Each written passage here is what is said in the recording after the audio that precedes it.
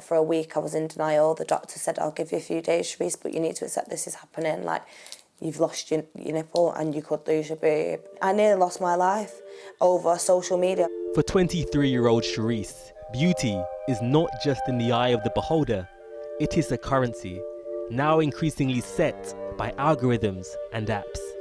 On Instagram, the way you look is fundamental. These apps give you this, I guess, the power to be able to change the way you look. The look that I want to go for, I've edited it, but I wanted to have that look done, so I didn't have to do that.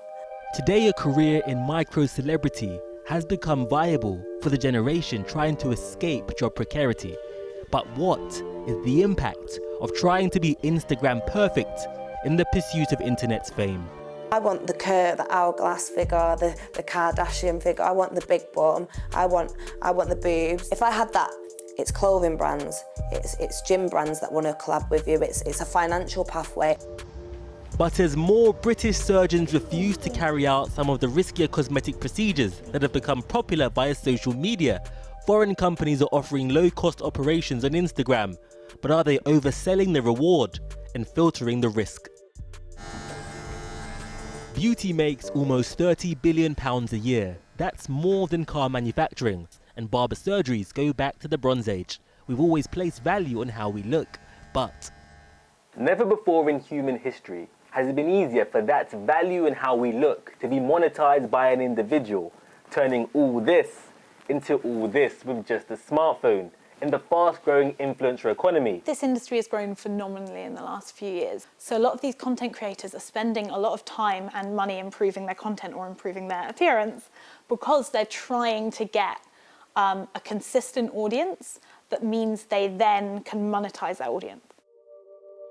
this is the home city of the brands powering the influencer dream, where Sharice is trying to achieve hers. She has had multiple procedures since she was 18, including the world's most fatal procedure, the popular Brazilian butt lift known as a BBL, and apps have played a big part.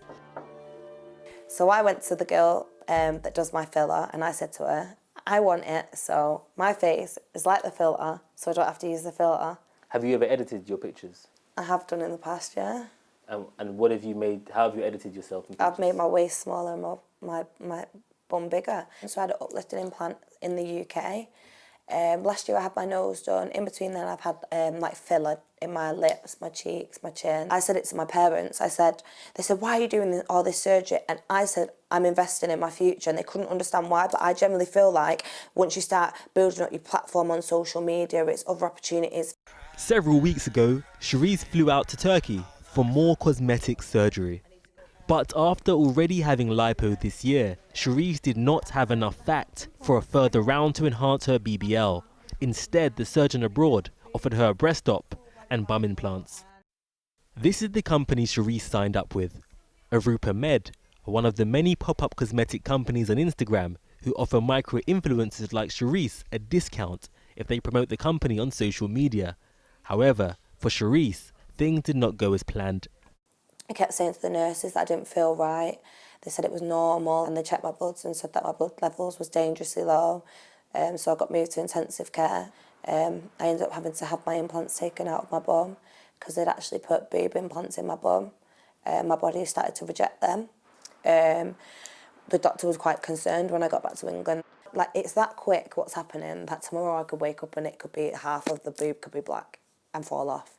And when I was seen the next day, they diagnosed it with necrosis. I've got no sensation in my baby. Even if I did want another baby in the future, I wouldn't be able to breastfeed. On day 8 of the diagnosis, she took the plaster off and my nipple came off of it.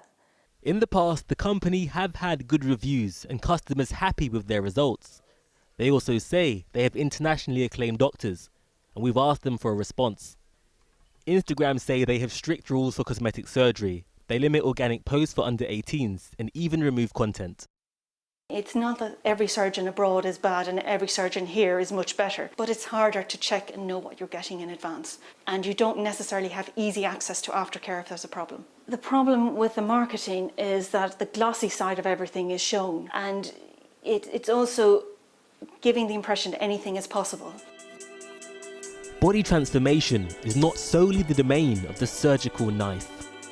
The reason why people lean towards surgery is because they go to the gym and they realise it's not that simple. So I had a tummy tuck and I also had a breast uplift. So I had the loose skin removed from my stomach and then I also had the loose skin removed from the top of my chest as well. And last one. PT Alma White has body dysmorphic disorder, which NHS officials warn is aggravated by social media.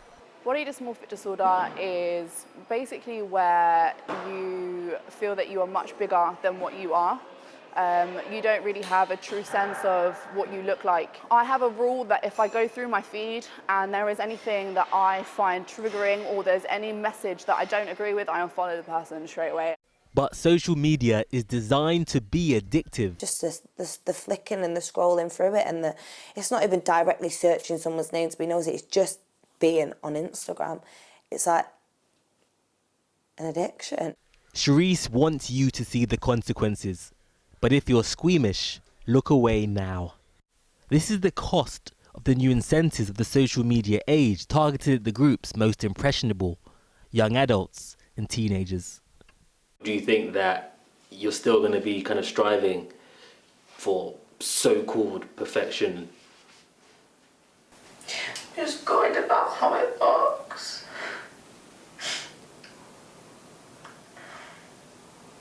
It's just horrible to look at it. I think I've learnt my lesson from this. Learnt my lesson the hard way. But the real lesson is more unpalatable. Social media's overbearing influence shows no end.